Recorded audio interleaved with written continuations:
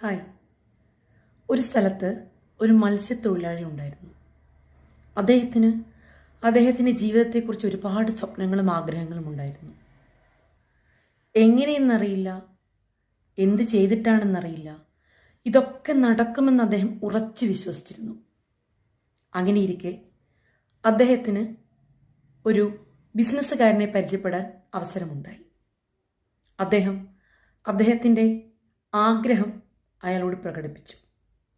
അദ്ദേഹമാകട്ടെ business തന്ത്രമുള്ള ഒരു വ്യക്തിയായിരുന്നു. അദ്ദേഹം പറഞ്ഞു, എനിക്ക് കുറച്ച് പ്ലോട്ടുണ്ട്, കുറച്ച് സ്ഥലമുണ്ട്. നിങ്ങൾ അതൊന്ന് വിറ്റ് തരികയാണെങ്കിൽ തീർച്ചയായിട്ടും അതിൻ്റെ ഒരു വിഹിതം ഞാൻ നിങ്ങൾക്കും തരുന്നതായിരിക്കും.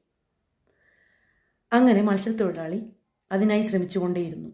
പരാജയമായിരുന്നു ഫലം. പക്ഷേ അദ്ദേഹത്തിൻ്റെ ഉറച്ച വിശ്വാസം, ലക്ഷ്യബോധം വീണ്ടും വീണ്ടും അദ്ദേഹത്തെ കൊണ്ട് പരിശ്രമിപ്പിക്കാൻ തയ്യാറായിക്കൊണ്ടേയിരുന്നു. അങ്ങനെ ആ സ്ഥലം വിറ്റു. അതിൻ്റെ ഒരു വലിയ ഓഹരി, അദ്ദേഹത്തിന് പ്രതീക്ഷിക്കാൻ പോലും പറ്റാത്ത ഓഹരി ബിസിനസ്സുകാരൻ ആ മത്സ്യത്തൊഴിലാളിക്ക് കൊടുത്തു. ഇതുപോലെയാണ് നമ്മുടെ ആഗ്രഹവും. നമ്മൾ ആഗ്രഹിക്കുക, അതെങ്ങനെ നടക്കും, എപ്പോൾ നടക്കും എന്ന യാതൊരു സംശയവും പാടില്ല.